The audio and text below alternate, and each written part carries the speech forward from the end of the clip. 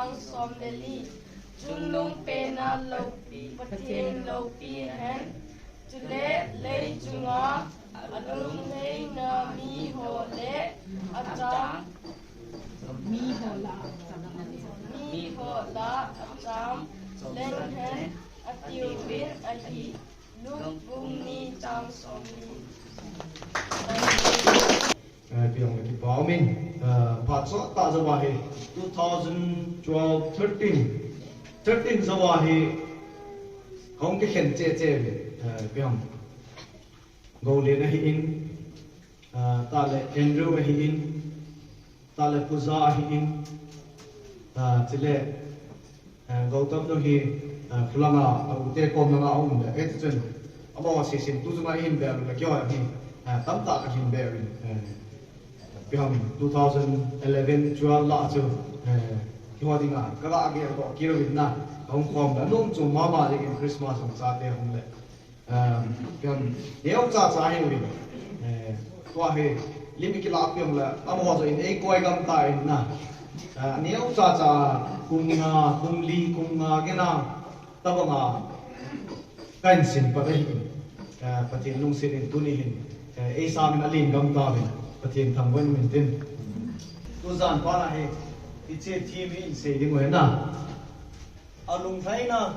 mi ho la cham leng hen hi in se ding lu bum ni chang som le li ka cha te ni neu te ni nan se ta in chung lung pe na patien lo pi hen chule lei chunga alung thai na mi ho la cham leng hen ati bi la hi ati na alung thai na mi ho la cham leng hen iti chu ilado le adam chu in saving dan chu ita bang mi ho chu ma chu pathin lu phai ham ti hi ilung thim ba na koi dim na iti chu hin tin a sei bang chun bible chang chu in sim ta le pathin tu chom cha iti dim ham ana sau ka chu sau ka tim tin a chom ka chom cha tim tin na ina sei na ding win pathin in ilung thim wa thu sei thi na ding in pathin hi nga tam chom cha le lungsen adin pakai nama na cha te na lungsen na lo pi ta nei chan bit pakai tu zan pa na zomi zat nin pui khom ki na ba na tu ta ke volim theni na pakai sei kom te ngai kom te ngai koi zalwi na min ka thon hi na tu te pathe na bu sa jong la fe la ke wori ma tu zan pa na pathe nei bo pi ki te ngai cha halo ta le khasam ta jong le na he na era na bu ka pe pisam na ka tau hi amen silahin sei no pen ta chu alung thai na mi ho la cham leng hen ti cho hi in izin chun koi ho chunga chu pakai lung thai ham alo le koi ho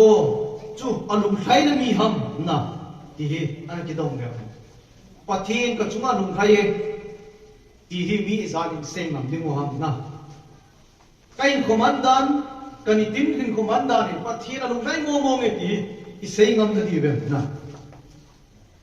Azi chu Jeremiah Ingao pa na say na chu biti ding ham the heart is desperately wicked and who can know it so ilung tim is set na ko he zo zai dam thi he mi he mi pe na mi pha pen pa ma lung tim ana se thi he na izi chun ki geru te ilung tim wa he pathin ka chu lung thlai na lem azi chu lai ai se chu alung thlai na mi ho chu ma cham le hen ti chu ai le chung wa cham leng hi nam na di che he la chom lam ta in se di mo le in ve di mo chun pathin lung thlai na mi ho chu who have salvation iti ding ham na alo le ta san cha te na ho chu ma chu pathin lung thlai God is happy with who are saved na and who are born again ai le hit ta bang hu hing na ne ho chuma chu pathin na dum thlai a le hu hing na chu nei hu na ai lo de I nei lo wa I nei li mo ham how do we get that salvation na hit che hu hing na ne ho chuma chu pathin na dum thlai a le hu hing na chu e wa I nei li mo ham imu di mo ham di che he ne long bung son chang som na sagi na lam chun hit na sen he the Bible tells us so then faith comes by hearing and hearing the word of God. Ta san na chu zana kona na izana kona ke tasan na hung he so ai le ta izani ji pitu hami ti le pathin tu ji za nga he na tiltam tai za hi o hi khale jun ka sei tai na kan sei sao le ai ngam ne be sa the we e o hi mi khat chun khat ka sei se na le ta ki za zel chun na mi sei se khat chu iza chara khuni bilkul kham de le bilkul he sao the de da he na alo mi khat sei se te i le hi kham de le i le yo sao the ding da he na i hoi na di le ba ki ge la he na ai da bang chun izani mu chu thildam lo mi se na mi phat lo na he lo bin izani mu chu pathin tu izani mu chu he na pathin tu izadin le hi chi a ko na izana wa ko ta san na ong de he na ale to find answer we will take a deeper look at the word is not ta san na faith ki pa chu deeper to them in vet leo hen the word faith translated from the original Greek means persuasion or conviction. So now, conviction, ki ger ra na, jitu ta san na, faith tu chen na, ta san na tu chen, I ger tu chen na, jitu he, ai le dunia chun, I ta san theng ni nga chu, I vet na le, o ta san chu, mo ta san chu, ki ta san chu la na, ta beyong ka sei jing, mi khat pa chun, mulang khana kunin mulang khanin khaw akain. Alem le le ati chona ai le mi tam ta jona ve tai cho ve paru chun kicha box hi kapoga kai zo ni ham te la hi nge ati apuga kai tai jina ale kale puga kai zo ki ding ham te la hi nge ati ale puga kai ki tai ji so lam khana ai le cha chun aman se chu nam ho la hi mi khat chu kapoga kai zo ni ham te la hi nge ati jina ai le humuvin khát pen na lawa na po nge ko ina za chi ko ji hi ji ta bang jai wa ta san hina pa thi ni ta san hi ta bang he ka ta san he ti wa ai wa ma chu hi chi pa in mi a po ga kai ni ki ta sana ai wa nga ke nei pun ki tingam lo he na pa thi ni ta san nau ji ta bang jai he hi ji a chu I ta san nau pa thi ni ta san nau pa hi chi persuasion na izu yu ba idal ba hoi la bai pui lo le izu mak sa lu ngai he ai lo le conviction na ki get ra na ti zong len pa thi na ni kai ti ki get ra na ta san na chi nei ngai tin le ta san na faith unto salvation ki na ta san na hu hing chan na chu ti chan the ding he this means faith is something that you believe is true and trustworthy chi choi ala ta san ki ti hi tilkhat ita san cho ti monge ti ta san na alo la ta san thei mom he ti khat chu ngai he na ana turin pa thini ta san le tilo ho ta san ne ti bible ko se na tilo ho ta san ngai ta san ho ala la hu hin chan na dinga ita san ho pa thin Jesus Christa is a very pain sari ham na la hin la wa ka pute zau khani ham na ka pute gam de te e ka pa anu su gam te ho hin na lam kalang he ti cho tu sim jina ata amazo hom nam ke he poi zu hu kham ham phar hem ai lo na hu ke ho wan ham phat la he as golpa kum sia Jesus Christa pin so i sa nom nom ti ta Jesus Christa i sa nom nom pin hi tam ati ti sana khat pa chen kham min Good Friday se la khat ki na ade ati na ipin sawa Christmas le Good Friday le tha ji di wam na ko kai Jesus Christa chu chu hi lo mai na ilung thi ma pin ngai chu Jesus Christa na hi jina dinga chu ita san na chu persuasion plus conviction hi ngai chu ji chu hi ala hu hin na chan na ita san wi Jesus Christa ita san adi mo nge ta ita san ngai he ka sejing oi khabia training ki bo lai chen layong pastor Andrew na hong bolin amul na kyon ka bo chu position ka do chu Deepak Thakur amahi India dinga zatlin na oi amai Christian na hulu na chu he da bang training wan ase na chu Pati tu zaho he ho chu ati na hu ing na chang ning to sen ken question to ho chu hi chi chu aman question about chu it's applicable to thousand unbelievers na thousand do cha te la hi the chu ai e ho la thi the do chu ko ha ne wa pa pati tu ka za ka koi ting na it's a ching se ai wa ba bit bit ki he na do ko chang go lai le min chu ha do chu na ai le mini ni hung ke hon jo khat ba hin chang an ko khat ba keu ke te le hi ma polo wa hung he na khat ba hin bible in ko gi khat la khat ki ko hu bin te so ni hona to kham ne khat ba hin anoi lam tu sim su su la tun pathirin pa kai kristan ka hung wa ding tai na ko ki ko bin te ti na kinil na dinga bible ke so ke da cho Bible ki thima ki thebe he na ai wa ma hu hin na dinga ki nei lo so chi chok kho a ko hi ni je chun tu ni he nam la ke ita san pa chu adi mo nge ti a ita san ni nam na di ki kun ngai chu e ho chu I pe na pa na inu pa Christian ya Christian ki mo hi je alo le certificate na Christian ki ji a Christian ki je na ho ni kai ya Christian ki je hi lo he ken ka sei ji e ho hi van gam hichi fencing hai na hichi fencing bang panga hi mu chu agal hi van gam hi chu van gam suma ki bol lo se ki za chu laki sa ki za pathina wa ju ki za ai wa chu van gam poi mu hi rapture hum ni le da mu ni chi tho tho ni mu hi khulam pe pathin hello wa anok na mai khumang ho to thak khali hi hizi a chu akom chai chu aka nam ta lo he na hizi chu tunin hilam pe apatin he khalo ho to ki bangai lo ning asungai ngai he ban nam sunga na tum the ninga chu tu ya se chu patin lo hlai na chu ko ham te le hu hin na chang wa he na hu hin na ichan lo tu ni ran pa ki ko ding ka de he na why it is important to hear the word of God patin tu ngai chu ipidinga tu pi ham te la the people must hear the word of God in order to know the truth and believe it. But Tintu Akodan ingai ding Akodan chi piji ham ti ale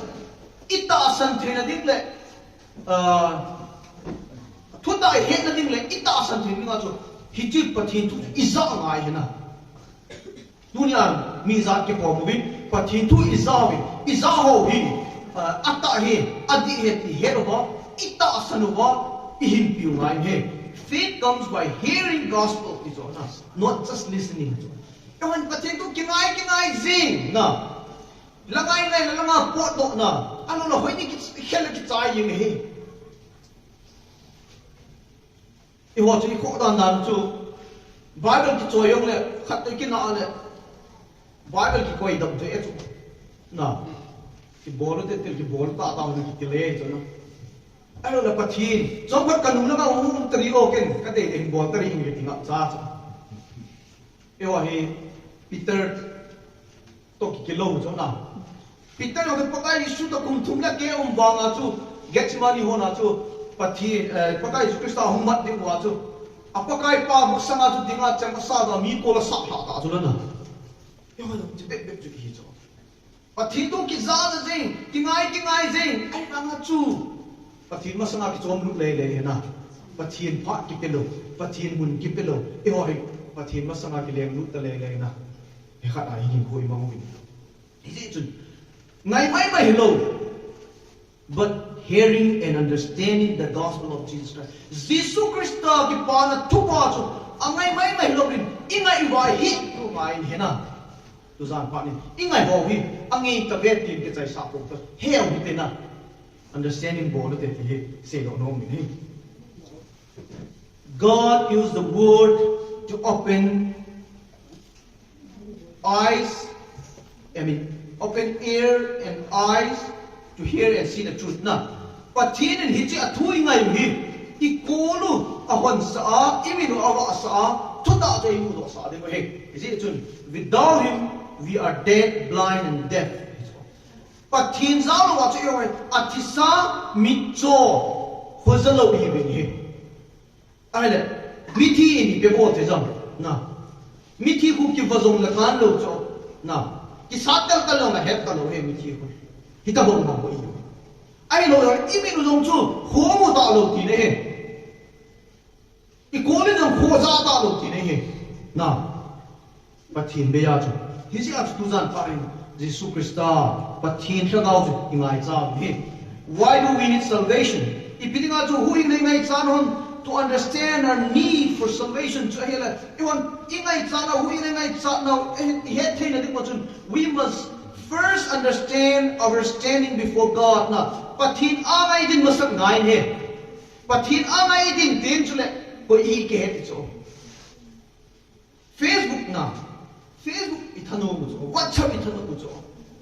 hi cha hu I ho ki mu lo he mi ki mu he na asama hu no masak ka le ti mi nop sangen mi hoi ngen ki mu he na ai la Bible ni simla he e ho le hoi ki mu di na hi ji chun tunin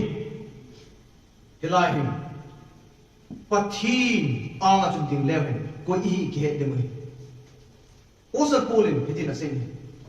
the Apostle Paul writes in Romans that for all have sinned and fall short of the glory of God. This was wrong bung thum cha som ni la thum na chun Paul hitina saying he mizong se chon se pathin lo pi sam la ta ve ti na hi chu condition he na mizong se chon se la e nang le ke yong chon se cha izao ta na pathin lo pi na sam la he ti re ho pathin lo pi na sam la ta ni Abana to Bekilaven, as well as it's written, there is none righteous, no, not one. Pai macha, a chon pang pon, khat cha long poi ti so rong bung tum cha so ta chu. Aban to Bekilaven, we all have seen, we are all sinners who are deserving of God's wrath and judgment. It was all say, chon say he win. Pathin lung han le pathin thutan na chu deserving na ingai char ti dem changdinga kinom ta chu hi ni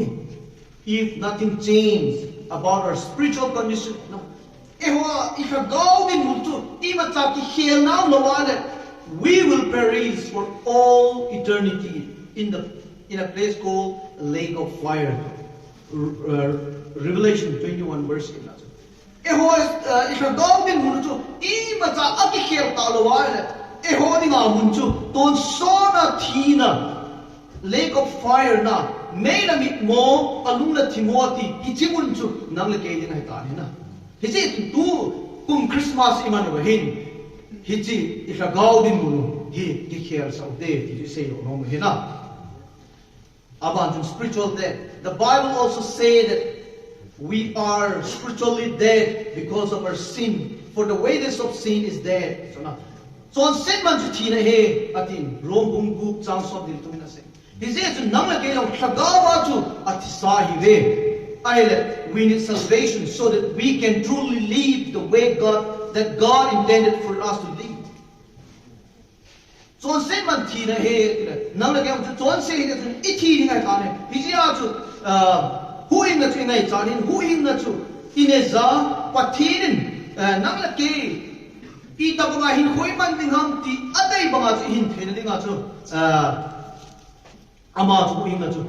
ami hu hin na chu ine ingai ne na aji chu it is impossible for a spiritual dead person to know God and trust in his word kagawa thi sa khat chu pathin tu a he na pathina ta asana pathin tu he din chu impossible na hi thei lo ti nei mi a thisa ga cho ga le le ki thei lo he na mi kha chu to nan ka se jin mi kha chu thi ta hen lang na ingai lu ta kha chu thi hen lang a ti lo ju ki to lang ki kap kam hen lang phul lo mung tho do le I na ti di ren na iki cha lo di ma na ti sa ka mu tho do tu ingai lu ja I ka pi bang chu ki zam mai thei za na a ti sa ju hung tho thei ta lo ti nei he a ti sa ju ni ma bo thei ta lo ti nei he tu ni anang ke chu sagawa a ti sa hi ale I ma cha ki bo thei ta lo pathin lu khai na mo ki bo thei ta lo pathin ki ta san thei ta lo pathin tu lam ki ta san thei ja lo he hi si a chu I ta san thei na le he thei na ding a chu ama chu hu hing na chu ap pa free gift na spiritual pem ama cross 2000 years ago cross aung thi nang le ke aung thi ap hi chi ki pa na good news na gospel ki pa na tu pa ikisa ngai ni ama chu yung pa le pa ikisa ngai ti chu sei lo no me ka sei du zui hung lang tu pi hung sao ka ni in la chom le ding in ha chala in good news tu hi chu ai ta na thankfully there's a good news there is salvation in Jesus Christ and him alone. A good news we piam ki pa na tu pa ji piam de la pathin Jesus Christ atapat na Jesus Christ chu nang la ke dinga I hu hin pu chu nang le ke dinga cross aung thi amai ahin pu nang le ke dinga e khela e api ama chu puing pai ki sanding achi chu ama tai lo min dang long ama tai lo koi madam long hu hing nai ki pelo he chile si na him alone na koi madam long ma bu he. There is salvation in no one else na for there is no other name under heaven given among men by which we must be saved. Ex only chang song ni ada cha say na le se na hi chi under heaven na hi chi le se na he nam la ke nga hu hing na din chu Jesus Christ ta tai lo koi ma chadam ki pelo he ti gem lo is min lo ding he ji chu hin tin aban hin message kan su tom de he there will be more joy in heaven over one sinner who repent. Van nama chu chon se ka aung ke si pathi nama aung ke chu ichikala ki paraling van aung lo he na ichela hin I tell you that there will be more joy in heaven over one sinner who repent than over 99 righteous one who do not need to repent. It's enough. Me som ko le ko ta san cha te ipem ki khel na ngai ka lo ho sa nga chu mi chon se khat pathina hum lu tha chu wana ki pa na hina aji chu ma ho chu wana lu ting sa pathin cha te sa hi ta ji a chu hilama abang sa ka hum ki puilu chu pa na len he ti je su man lo de he na ti chu hin tin aban hin what are the fruits of the spirit na ti sei ki to chu hin nei cha na ai le pathin alung sai tai ti we na ai la kha be ni chun I sei u chu do you have room for Jesus ki ti sei wa chun pin tha zo wa hin mi dam tai ka pin tha awan ngam ka lu na pha je nge ti jong da lo he na hi chi ho chu a pin tha nei question mark len tai koi de he ka na ti ne na azichu pathirin vangam lutin mai maya chu ai sim wal I pe tha ni wa I ko la I thi de wa dai na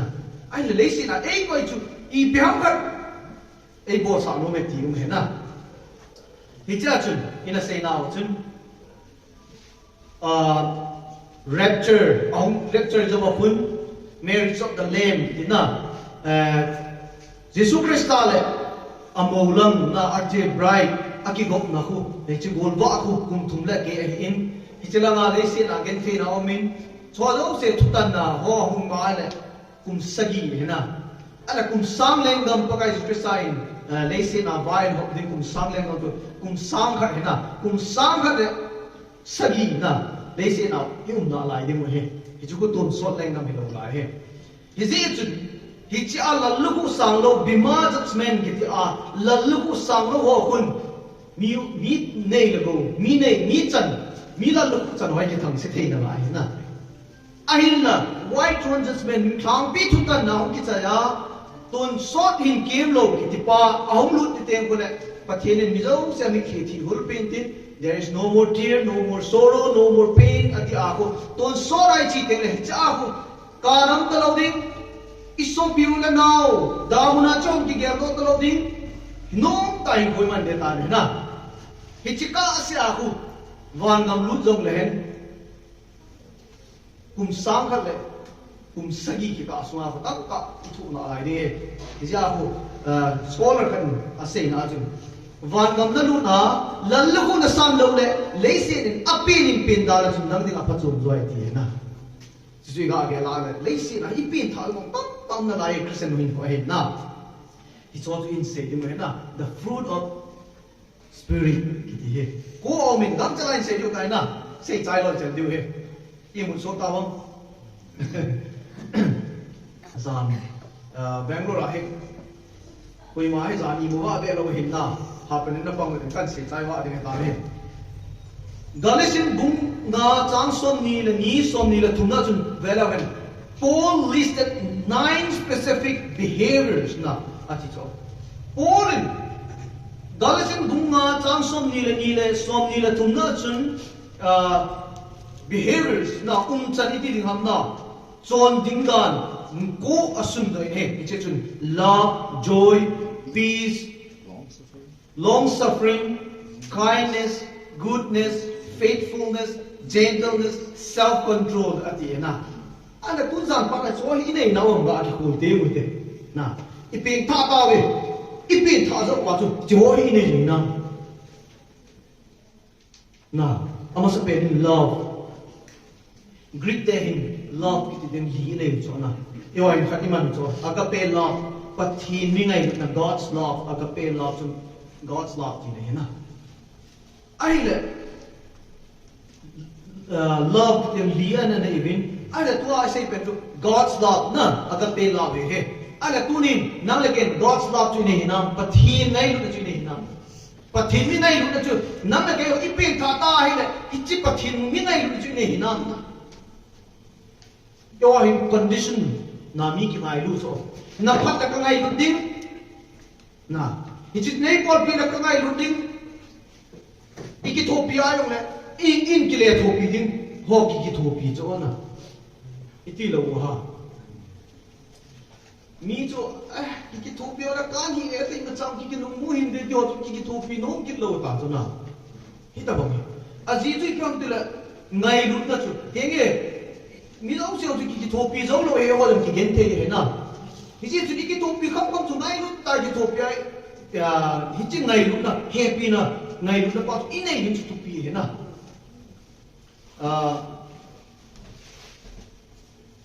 Facebook đúng không? Các cha tê đừng có cái post vào rồi đấy, ai mi tập tại in đồng gì vậy? Các cha tê na tin na cái lô phô về thì piti ham gì vậy na. Kin ka say pa thinin ei pi ka cha te hi re ma ho he ka ti ji na aji ji pi ham ti ala kin ama wa hi yang cha pa la kan sina ka ngai lu ni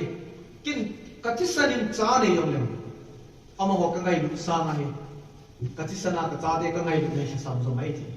aji ji pi ham ti le pa thin hu hin na ka chana ku na pa thin ei pi a hi chi cha pa ho a lo le gen te len vai ke ka ba nga gen te ho khat ni be ka ki thong pi zo ni pathin nei lampi nei ko mu pin ka ta kana tawa ku na pathin in ek pi hi ji in ken cha te ka ngai lu mai he na isi chun ka ga se lo mong chu hi chi pathin ngai lu in nei ngai ni na ai lo ban chung joy ki pa ti de na ki pa na fon ka choi point tu lai ka iPhone 14 Pro Max iti yu ham na achi lai dai khadin ei pele ko ha ki pa lo di mana kukin pite in lottery ball wa ticket khat ka ki kai guru ma chun iPhone 14 chu ke ja he ka ati mana ka se no nom pe chele iPhone 14 Pro khat chu khadin ei pele ki pa ni chu ikipalay ka chun message ka naman lang ingay lukta inuham ipaham chu nanuna atitay napa atitay hindi tila isip na chun ikipa na din na lasik kipa na chak chabong chu na to I say no more joy ki depend kipa na pen hi from the Lord na pathina ko na kipa na say no me na in ko pathina ko hin Job in ko say la na som chan Job chu se ki chai ta a cha te lo sim ki chai ta chu ki chalai tai pi se am tu laman e ka cha te am pathin nei pe hit pathin ki la ki ne tai pathin chu lo pi hen ti chu tuin nang la kin I cha te thi hen nang inui pa thi le I sei ngam na dem I sei thei na dem na ka pa thi a hin kyong lai apuna ka de la hin na adam long lai ta chun ai la ka thun hin ka u te ho ka nu te han aka mu vin alo vin thau dang na helen na ko ka vin tu am rum lai thau dang na ka mu vin ai la ka pa hi a hai ka pui ken no I pi long le som khat thi mu vo tao te ka ti ka pa hu chu ka tuin ka thi ni ka tao ta ni na a ji ti pi han de la pathin dei lo ai ko kana man lai ta kan nu la ka pa hi mi chi lu nga zan se ka nu na hek ko na ka mo na tao ko na are amanin atao tao ya tu pathin kai ko I khel pathin na dunia ka to he na pathin ka he ka sangin kan nu la ka pa to kan khom lang ki pa da ka kyo ka ko ve na ai lo kam khom ka po ve ai la amanin tao na zala pathin kai ko I khel pa na chu huing na ka nei pa pathin na ka to pa ni kam khom ki ta po ve na ai là pathin kom chu chok cha be ông le ne kom sa in ti pathin hi nga ka taw ni na ai là pathin in ka taw na sangin amen ka ti chai bin ka pa hi ông hai da ni na ông hai da in ama ha ga se ga chun throat cancer le na last day se tai ai wa tui ông don te lo mau ne the ka lo hin akut pem chi ri ha wat bu sau da ai ga den ông hai hong pai pai ni som kam ko manin na ni som kam ko manin jilko pu piwin mi ko sang chun jilko ke pu ji chun lodong ka kabin bu ko som ka khai pinele mi avera hwa ko chun helen jong doctor ka kai tai ati aki pa dan chuna a ha do hi pyam na so sa che chuma na ka te lo ni chu ko he che ko la nga lo na bo lo bom ko ai chi earbud ho hun ka su ko ji in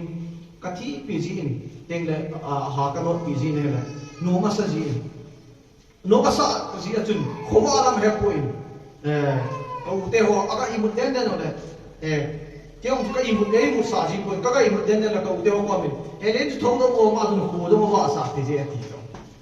tiong ha wa ka su no ka sa ya chu khoma lam de he ji lo na ko hong ko aji teng la tu ja ke tu ko ka wa sa te ya ge na aki pa kan chu ka wa se no na hitabang ahi lai ta chen ni som jovin ai ko te ta na jingka jo amang asejin boy zanlain kamangin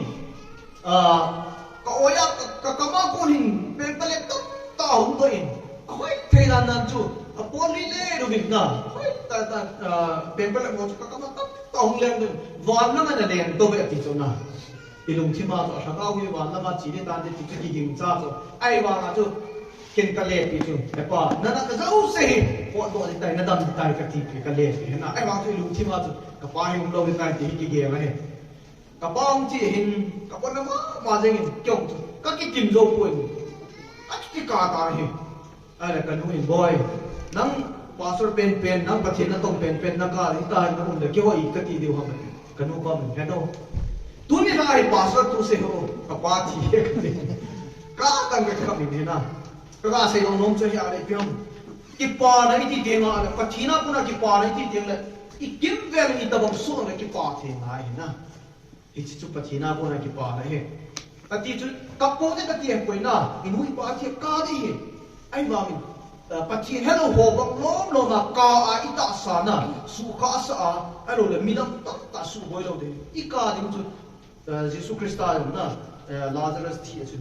akap na Jesus wept na Jesu akap tai thi na ta sa ki ngai na pa ja chu kap he na ai wangin e ho chu ta san lo ho banga kinek na nei lo ho ta bi po he na ni khat ya wang mai ki mu ki de mu he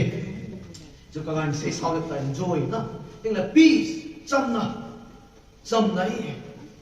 e wa hi ilung tim a cham na mo lo chu na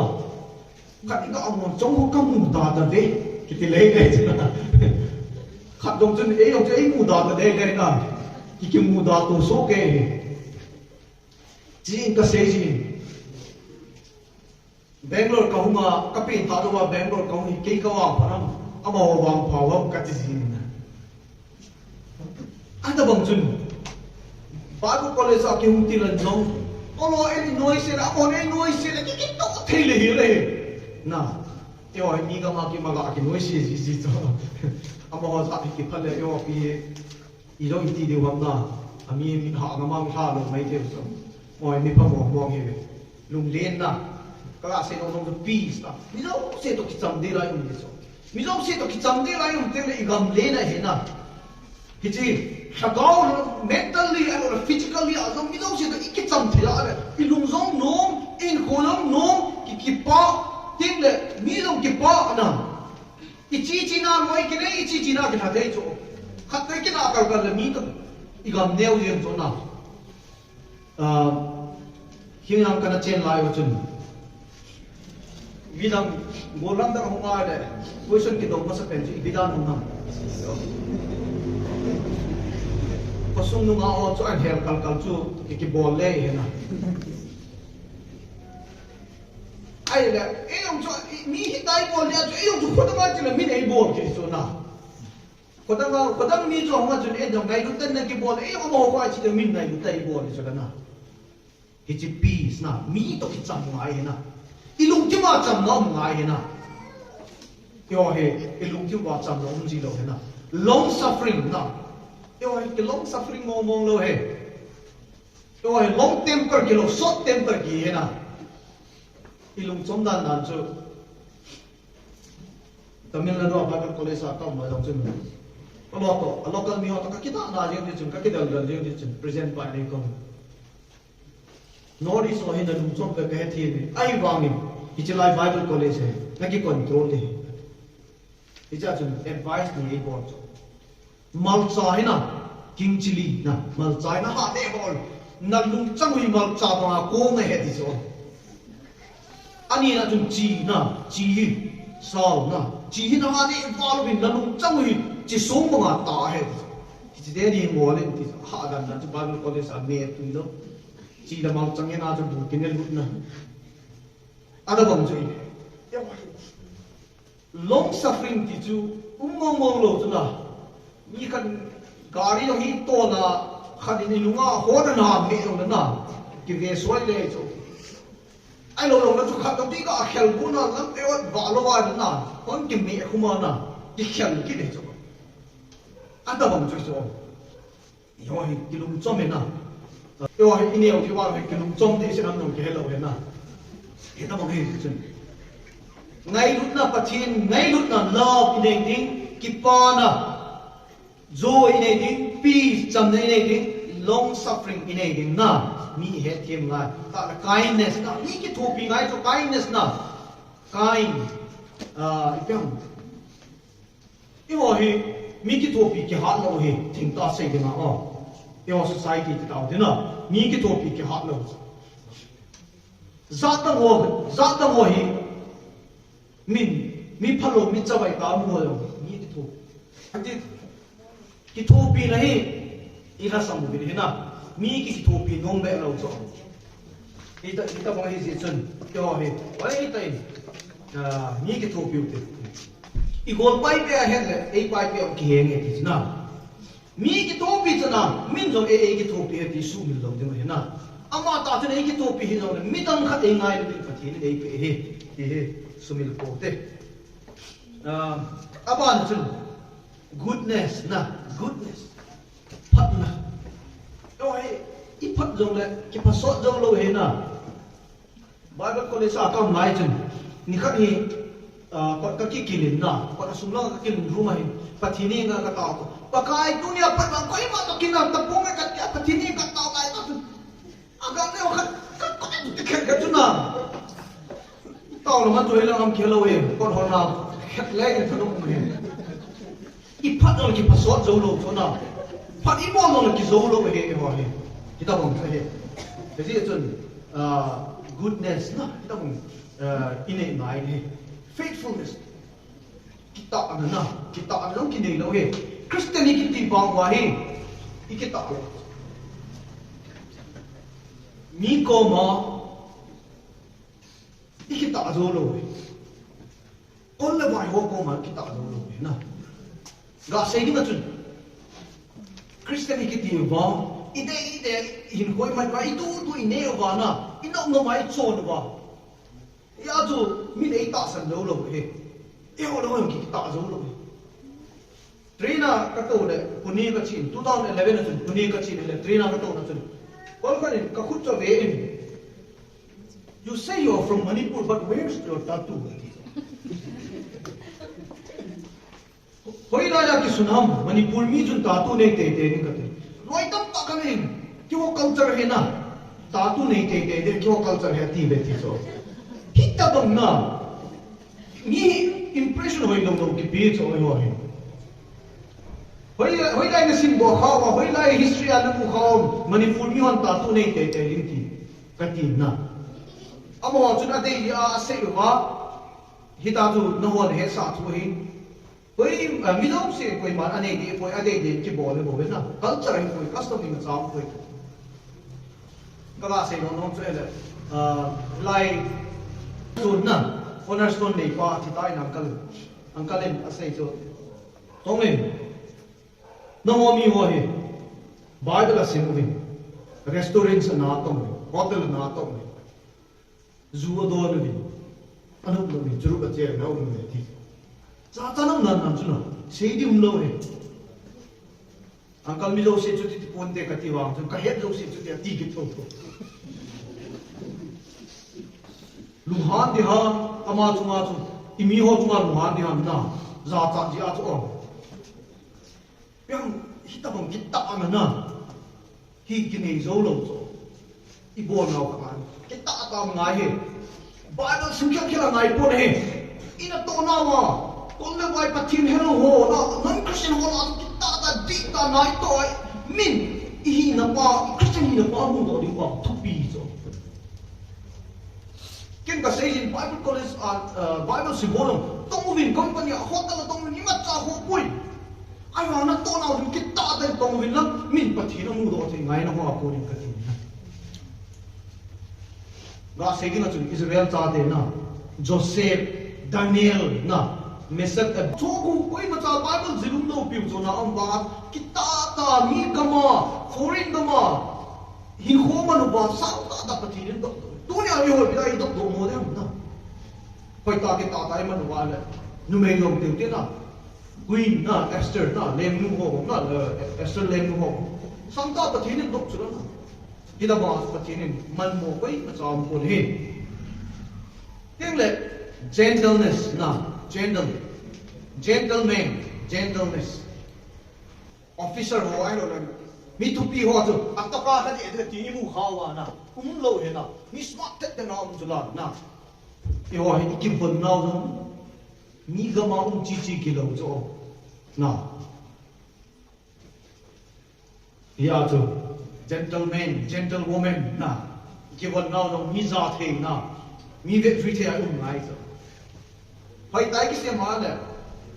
ako lo na di da mi nei za na se de lo ki se ma le mi nei za piam inei kham khama na to pi ta ta ni zo inei kham khama ki se ngai ni aban ju self control ki te mo hi hon nei lo ga chai le tai na self control mo ki nei lo he I ma cha ki na ki la I ma la do sa self control ki nei lo so ani ne zong le self control low zudon on self control low on self control low business on self control low na mi thase jong control low mi ta kina ho phalo ho control low he e wa kon self control mo ile lo he ma cha ya self control hi ngai cha lo he na self control I ti le e mai principle nei ngai cho kanel line kanuin boy mela la ing mal cha ka choi na ti a e so ka chi le lampia chu pa te khanin len chira kun chi ka tha bo te he pa kanuin mal cha cho a e so cho te e ga tha pa nang chi ka tha la nga te chi chu bol te kaung ki le a kan ko te bu na ni ta cho kanuin nang mal cha cho a ki so lo ati min hi chu ga lo ati le ka e ki thei lo ka ti na ka e ka ti thei lo so boi chu yes no ti thei ngai na thil khat ite ya le yes ti ngai ite lo le no ti thei ngai ni principle nei ngai na principle nei lo wa le in khoi chai de de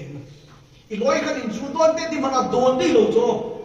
am nan cho i loi khan in hoin chi te ti mana chi de lo cho ik ge la na pa I na pa a chu din ngai na mi khan hi a is it to self control everything to self control ngai cho bune dan no hi I thep ngai na America ka chi a chun ami lo se in spoon na fork aman cho en khut ki sama ni de tu thei lo we na a chu man thei lo man mo lo chu a mo bol mo chu bo ngai cho na nam dan cha ai ba ga chu India chu spoon man kher kher ngai lo he na hang pe ami lo se khu na ki ne ya khu na hi ne la tu de se he bu ta san ngom na I ga ke ko la ne ko tu de se he ya chu ka se ro dong chu pyam na self control ine the ni nga chu I malam lo se hi ngai he self control na ti ding ham ka he kilo lo ma ba te ti ham phat na pathin gam hung thong de tai tin anang a ore ti ka se ka za kha in na ka se hil la ma ho chu hi lo me na pun tong koi ham na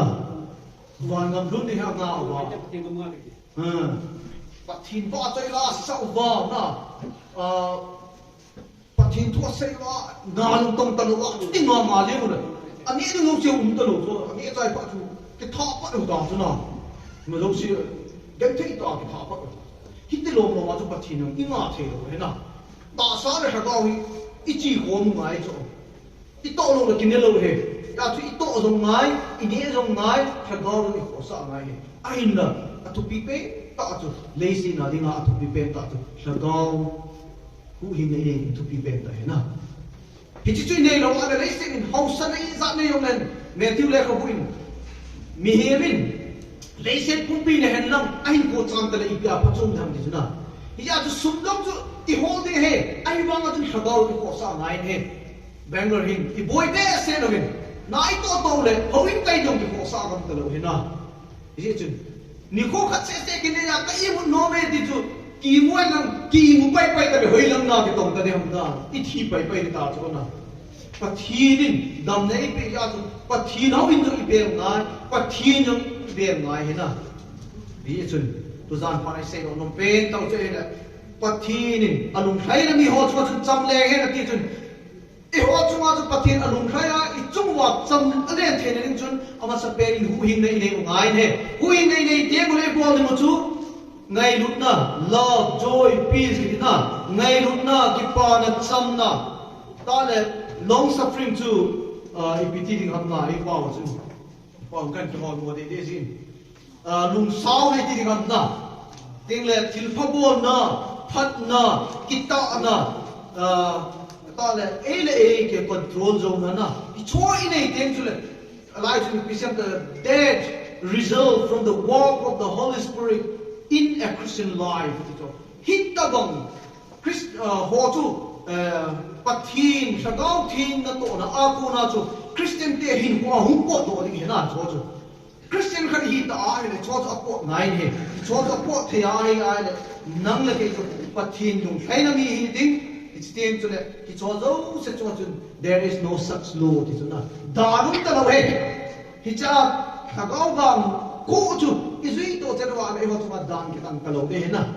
pathin nung khai na mi ho hi ding he achu ti a la tu zan pa na pathin nung khai na mi hi kha hinam hi kha lo ham ti ke ko lo tin I kha wa le pathin nung pi ham lang I kha lo wa le pathin nung khai na mi hi the na nim chun apat na pen ten hu hin na ne tin aba na chun hi che thagao ga ku hi in ho zui la ven pathin nung khai na mi hi dingu nang le ke ya ko na mi tam tan pathin amu do ding pathin lo pi na amu do na ga ko na hu in na ne ding van ga mi run ding le nang le ke pathin angala lu tak tai san the he tu se no min din pathin tu se nau chan thing din ise khil teo pathin minin ki ngai da mutin pathin nei ngai da mutin se kha teo pathin ta the bu pi tam ki bai